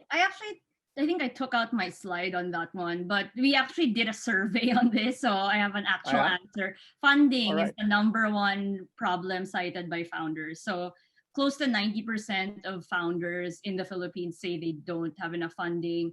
The average, so in the region, the Philippine startups raised the least money. The only countries that ranked lower were Brunei and Cambodia, but they're relatively tiny, I guess, compared to us. So, and the average amount that the founder raises here is like, I don't know, like it's like an order of magnitude lower than most other countries. And I guess the reason that's and it's a chicken and egg thing, always with funding. So because like the funding affects a lot of other things, right? Like when you talk about market fit, for example, if you have a little bit more money, you can run more experiments. You can maybe hire some, you like a lot of our founders, for example, they start out, they can't even quit their day jobs, right? To be able to really focus on the startup and test out their value proposition, so especially I think when you're talking about later on, right? Like once your company's pretty big, like then okay, you can raise money. That's a different issue. I don't think, but in the early stages, right? Like, again, unless you were already rich and know rich people, diba? Parang it's hard for the average person to really, take those first steps into building a scalable business. And that's why funding is so important, especially at that stage. There's a very good question here. The question is, can you succeed in as a tech startup founder? Maybe we should do another thing just for founders. If you have no tech background and will leave the coding to others, any examples to inspire us? I guess other than Steve Jobs. Yeah, okay, of course. Actually, yeah, like like I think from the previous question, the tech was also a question. I think a lot of how do I say this? It's definitely okay for the CEO to not be a coder, right? But usually in the founding team, we like to say like you need three roles. You need the hacker, the hipster, and the hustler. Like those are that's like what we say in startup speak, right? And I guess so. It is important. It's usually good. Like most, I can't remember. There's a number. It's like a big percentage, right, of the successful startups do have someone in the team that at least understands tech, because it's like, so parang hindi ka pwedeng lokohin, I guess, diba, the developers and stuff like that. So it's good to have that knowledge, but it doesn't, I mean, most of the time, right? As your company gets bigger, you will hire that in. It's not like you're, you know, it will come, right? But and the second thing is a lot of the insight that makes startups different. It's not necessarily just because like they have IP and they're like super tech, right? It's, you know, it's that they understand something about the behavior of the customer or solves a unique problem in a particular way, right? That Right. makes them special. So yeah. Yeah. So I do I read think an article. Yeah, I read an article before that the most success or one of the indicators of success for a startup founder is that normally he or she comes from the industry that he's disrupting. yeah. So you know, if you say you work in pharma and then you have a startup idea in the pharma space, you're more likely to succeed. And Absolutely. the reason for that is because you understand, right, how the industry works. You understand what the pain points are. You understand how to build a network. So there's some of that needs to happen. And a lot of it Right. is also, it's again, it's like it's the insight of like something that's not obvious, right? Because if everyone can tell how to fix it, then they would have probably fixed it by now. So you usually need to kind of be deep in the trenches of a particular industry to be able to know those things, right? Like these are the little things that make this thing suck, or you know. So yeah, I absolutely agree. Like, and Two- I guess yeah. they also did the survey on like parang unicorn billionaire startups, right? And like the highest, I think the tech was, it was like a low teens percentage, right? In terms of what was a differentiator. The biggest one like was timing. Mm, Which I thought was interesting. Like, so timing has a lot to do with whether or not your startup succeeds or fails, right? Like it's the right that's idea interesting. at the right time. So So I remember reading an article about there was a company, I think in must have been in the 90s or late 90s, or maybe yeah, late 90s, who believed that people will pay for search results. Kind of a weird business model. So they built a code, you know, where you can bid on search results, and they went bankrupt. I mean, understandably, the weird idea, no? And then later, when Google was looking for, you know, how can we monetize search, they bought that company and that tech, and that's the original tech that drove ads, right? So you do AdSense. pay, yeah, exactly, AdSense. You do pay for the search results, and you want to be in that search result, you know. So you're right in the sense that company, if they had come out, you know, a couple It's of not the years tech, later, right? Like the tech right, right, already existed. It's yes, yes, the, yeah, it's how it's applied and when it happens. and Like, when it came out, that's right. yeah. Okay, so two related questions. I think we'll take this as our last. And Two I related did have a questions. few more like kind of closing slides like to invite people. Yeah. So But ano lang, just I was going to invite you to do a closing, so tama. Uh, so two questions, both related to logistics. In a sense, so the first one is how are they tackling in the B2C space the logistics problem, given, you know, the fact that we're an archipelago. And the second question, I guess, is related in the sense is, has internet speeds been a problem in the growth of startups in the Philippines?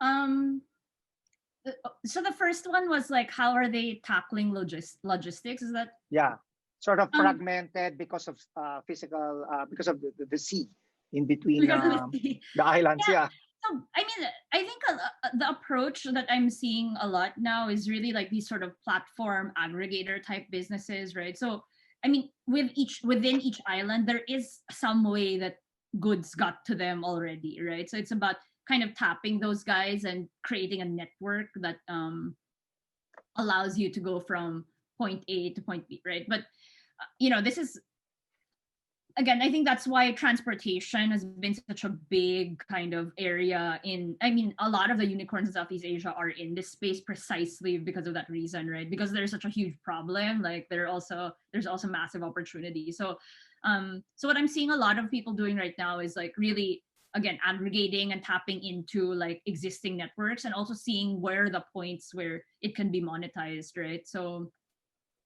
in order for like e-commerce to work, you know, it's logistics needs to work and then payments need to work, right? So and it's kind of like this like cycle of letting it happen. So we're moving towards it. Obviously, it's not perfect yet, but there are a number of companies that are kind of working in that particular space.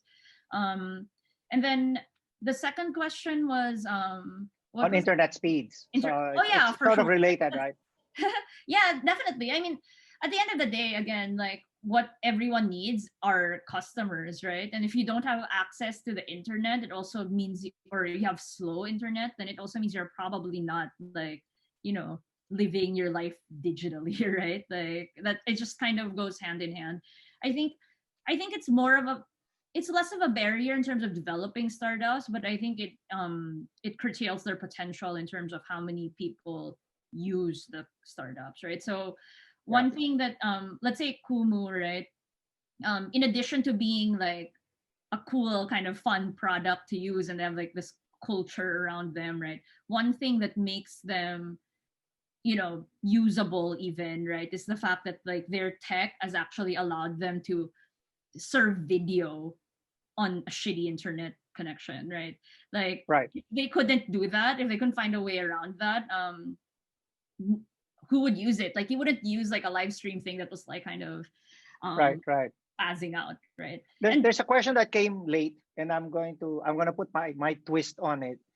Sabi ang question kasi from Lance Villasin is how can a Philippine startup go global and reach the levels of Airbnb? And I think the question really is this, right? And really this is a question that Kubo probably struggles with.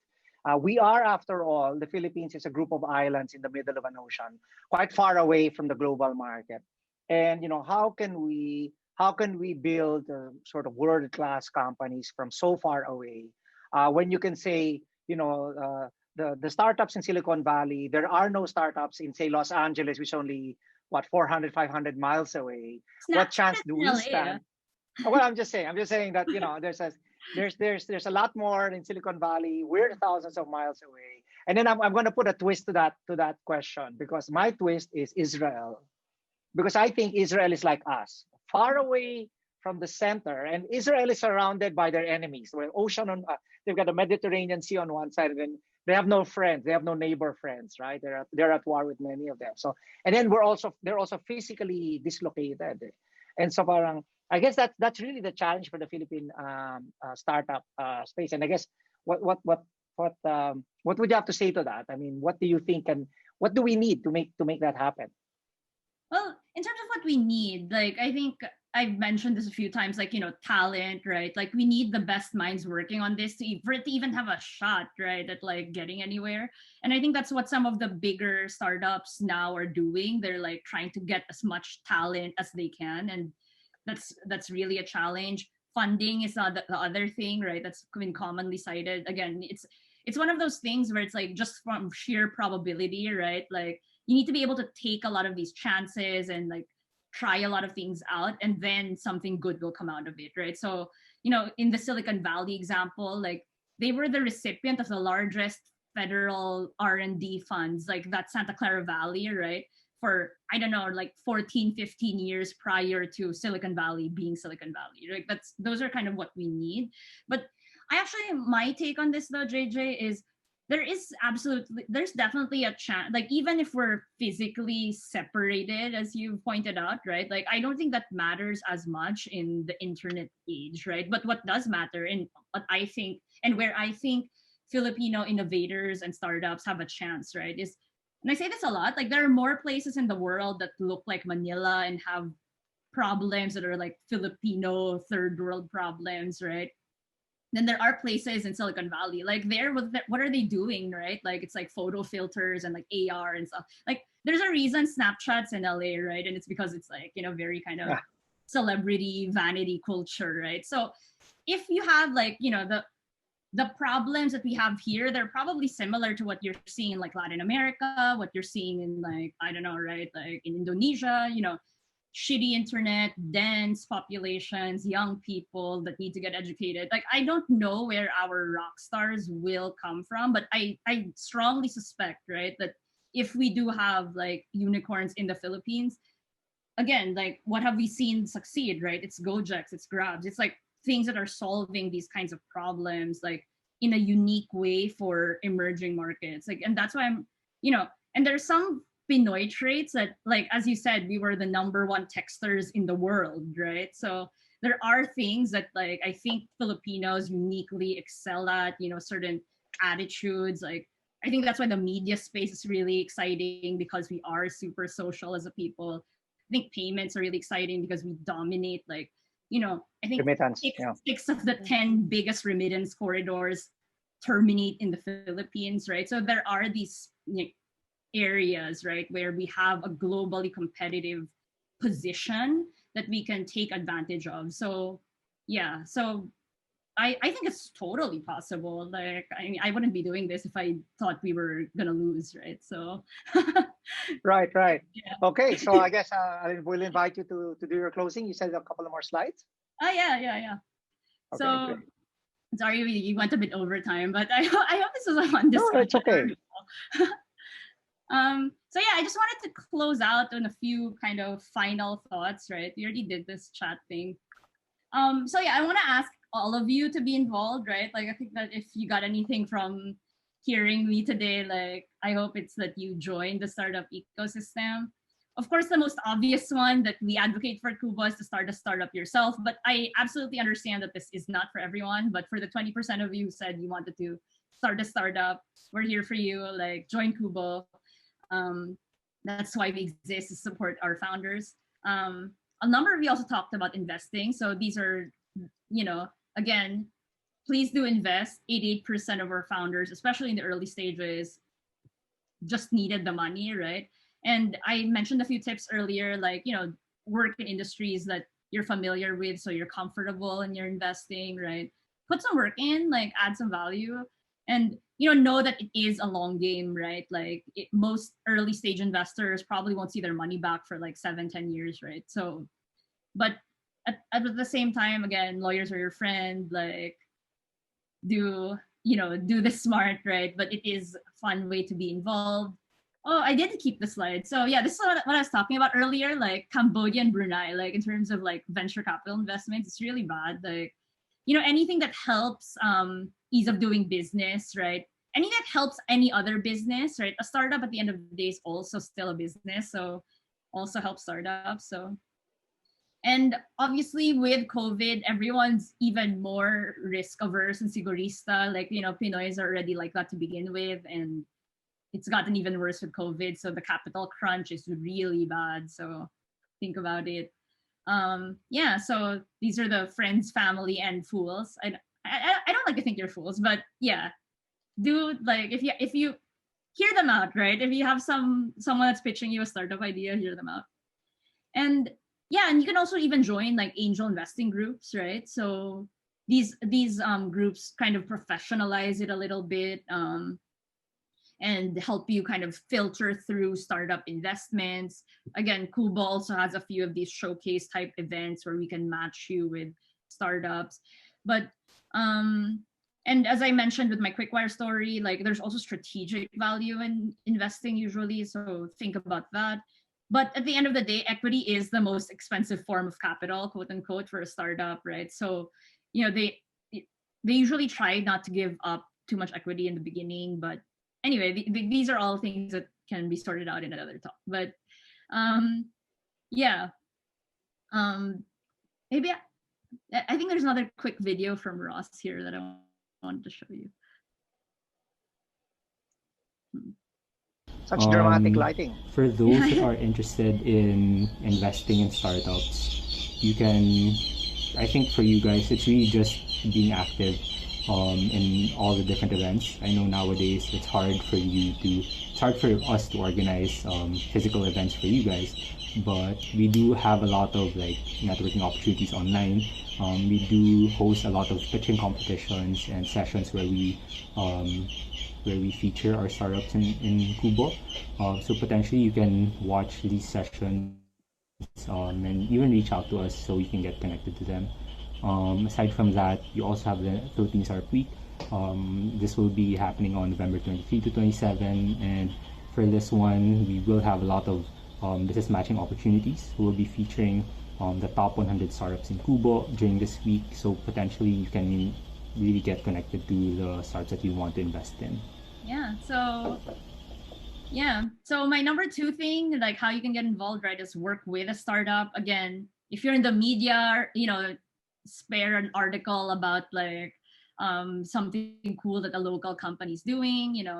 They're just like any other business. They need accountants, they need lawyers, they need web developers, they need HR people, they need branding, right? So, offer your service to startup, or if you're at that point in your life where you're thinking about a career, consider working for a startup. Again, it's super important that for them to grow, that they have the right people, and it could be a fantastic experience also for a young career starter. You can also mentor a startup. Like I like showing this slide because I think it just shows like sort of the diversity of backgrounds that startup mentors have. Like we have investors here, we have marketing people, we have like podcasters, right? So but I think that they offer their time and their expertise, right?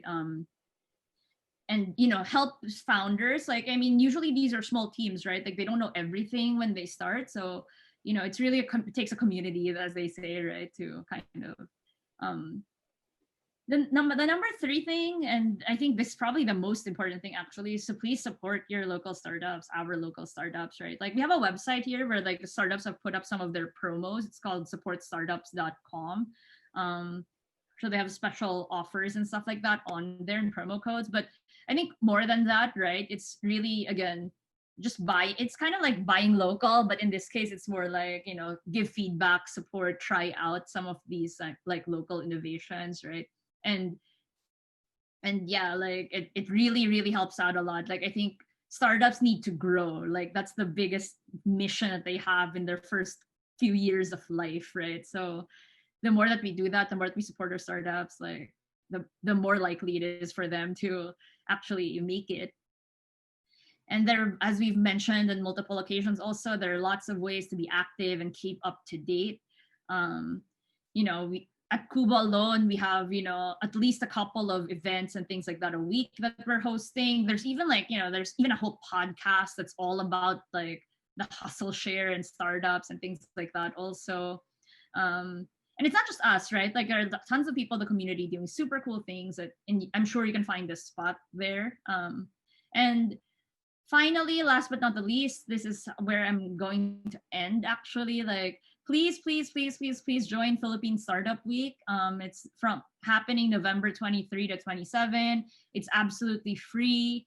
And there are different tracks. Like there's a discover track, there's an invest track, there's a showcase track where you get to see all the different startups. It's being organized by at least 50 different kind of organizations in the Philippines, right? It's all 5 days, it's all free. So please do join that. Like, it's super cool. So yeah, and like that's the link if you want to get tickets. I really, really hope to see all of you there. So yeah, this was like, yeah, so that's it for me really. All right. Yeah, thank you so much. Thank you, Kat. So that's it. I'd like to take this opportunity to thank Kat and Kubo and Lars, of course, Brittany, Dave, Margot, and Ross, who I'm now convinced is Batman, because those are bats. That's why he's in the dark, right? He's got bats in his room for the show today and for giving some insight on the startup community. I think we should do a follow up, maybe with founders, so sort of the founder journey. So maybe people here can understand what it is to be a founder, what are the challenges, etc. I'll share the results of the poll. I don't know if you see it. 40% panalo talaga investors. Wow. But a lot of people want to be founders too, and they want to work in a startup. So you've got about an even split. If you add founder with employees, there's a good number that want to help mentors. So that's quite good. So it's we have lots of things to look forward to. And lots of touch points, right? And again, join Startup Week, like maybe find your perfect match there. And that's free, no? The Startup Week. You just have to sign up. It's free. It's also a joint initiative by, again, something that the law enabled actually. So DICT, DOST, and DTI are all banding together to support this. So it's the official startup event of the Philippines. And yes, and I know we had someone from Dubai, right? Like tell people around the world, like so they get to see what cool stuff we're doing and building here. Right. So yeah. I think people don't realize how much support the government has given actually to the startup community, DOST, the DTI, and the ICT. So thank you very much. So yeah, very excited, and thank you so much for having us. It was great being able to share to your group here from all over. So that was a pleasant surprise. So thank you so much for having us. Thank you, Kat. All right. So thank you. That's it for another episode of Digital Transformation Thursdays. On the next three episodes will be about digital human rights, which is, of course, one of the things that we need to look at and examine. So that we will have Al Alegre for that and Lisa Garcia from FMA. And I think that's it. Thank you for joining us. If you want to get a certificate, all you have to do is sign up at the Zoom, and then we will send you a link, and then you can have an opportunity to send off your to add. All right, thank you, and good afternoon.